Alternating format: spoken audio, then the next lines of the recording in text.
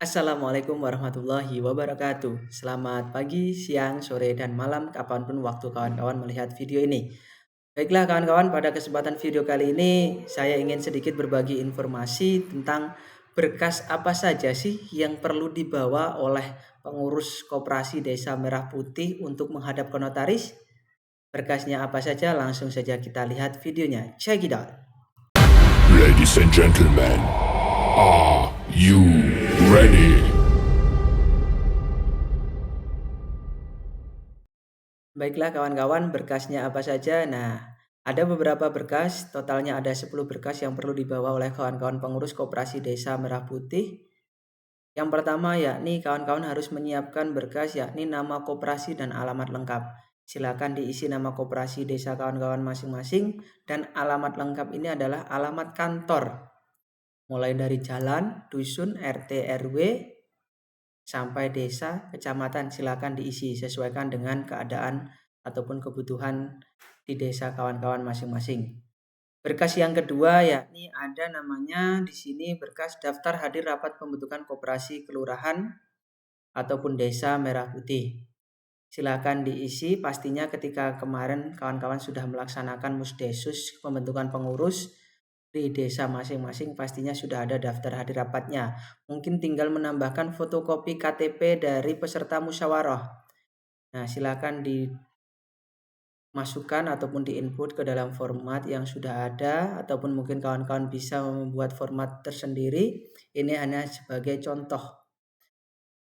Berkas yang ketiga ada namanya yakni berkas susunan pengurus.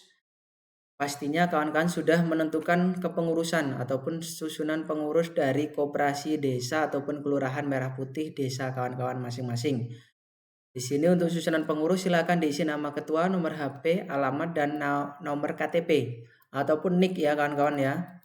Silakan diisi sesuai dengan kebutuhan. Nah, di sini contohnya saya buat 5 saja karena sesuai dengan peraturan pemerintah paling sedikit itu 5 atau minimal 5 pengurus untuk koperasi desa ataupun kelurahan Merah Putih. Tapi boleh lebih. Yang penting jumlahnya ganjil. Nah, silakan disesuaikan dengan kebutuhan di desa kawan-kawan masing-masing. Terus selanjutnya ada susunan pengawas. Nah, pengawas di sini saya berikan contoh 3, silakan diisi sesuai dengan kebutuhan masing-masing.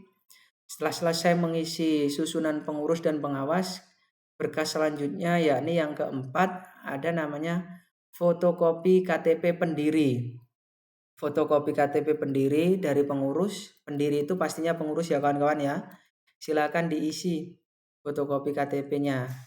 Nah, kalau kawan-kawan males input di Word seperti ini, silakan fotokopi saja, langsung disusun biar lebih rapi.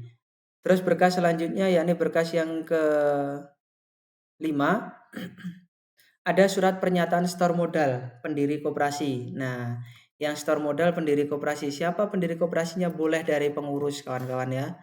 Silakan ditulis nama, jabatan, alamat sesuaikan dengan kebutuhan masing-masing. Terus jumlah setornya berapa silakan disesuaikan ya kawan-kawan ya. Terus nanti direkap, di sini ada rekapannya, simpanan pokok, simpanan wajib. Karena sebuah koperasi pasti ada namanya ya simpanan pokok dan simpanan wajibnya. Nah, silakan diisi sesuai dengan kebutuhan koperasi di desa kawan-kawan masing-masing. Setelah itu berkas yang ke-6 ada namanya surat pernyataan tidak memiliki hubungan saudara ataupun sedarah dengan pengurus satu dengan yang lainnya ataupun dengan pengawas. Ya, perlu diperhatikan ya kawan-kawan ya. Pengurus satu dengan yang lainnya itu tidak boleh ada hubungan saudara ataupun sedara. Begitu juga dengan pengawas. Pengawas harus tidak boleh ada hubungan saudara dengan pengurus ya kawan-kawan ya. Di sini ada surat pernyataan, silakan diisi, tanda tangan di atas materai ya kawan-kawan ya. Terus berkas yang ke-7 ada namanya apa ini kawan-kawan ya? Rencana kerja. Nah, pastinya sebuah organisasi ataupun koperasi pastinya harus memiliki rencana kerja ya kawan-kawan. Silakan diisi sesuai kebutuhan masing-masing.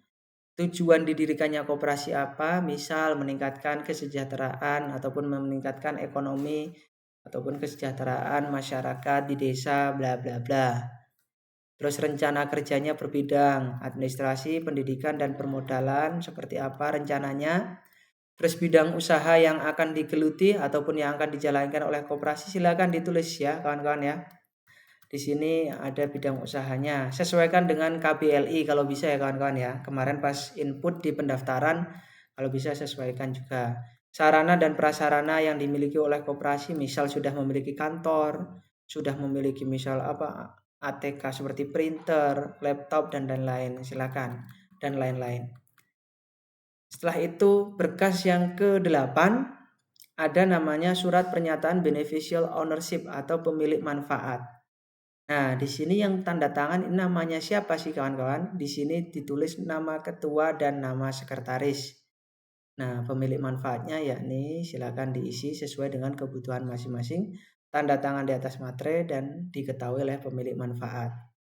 Terus selanjutnya berkas yang ke-9 ada surat kuasa. Yang dimana di sini ada tanda tangan mungkin ketua dan sekretaris sebagai pihak pertama menguasakan kepada notaris untuk mendaftarkan akta pendirian koperasi atau akta perubahan koperasi pada Departemen Hukum dan Hak Asasi Manusia Republik Indonesia. Silakan diisi ya kawan-kawan sesuai dengan kebutuhan masing-masing. Setelah itu tanda tangan di atas materai. Terus selanjutnya berkas yang terakhir yang ke-10 kawan-kawan, yakni notulen ataupun berita acara rapat pembentukan koperasi Kelurahan Merah Putih. Nah, kemarin pastinya setelah Musdesus kawan-kawan pasti sudah memiliki notulen dan berita acara ya. Namun di sini berita acaranya lebih lengkap ya kawan-kawan. Mulai dari susunan kepengurusan, pengawas koperasi, dan juga jenis usaha yang akan dijalankan. Nah, terus menyetujui simpanan pokoknya berapa, wajibnya berapa, silakan diisi sesuaikan dengan keadaan dan kebutuhan desa masing-masing. Nah, mungkin itu saja ada 10 berkas yang perlu disiapkan oleh kawan-kawan pengurus koperasi Desa Merah Putih untuk menghadap ke notaris agar mendaftarkan koperasinya ke notaris. Nah, semoga bermanfaat. Cukup sekian dari saya dan terima kasih. Assalamualaikum warahmatullahi wabarakatuh.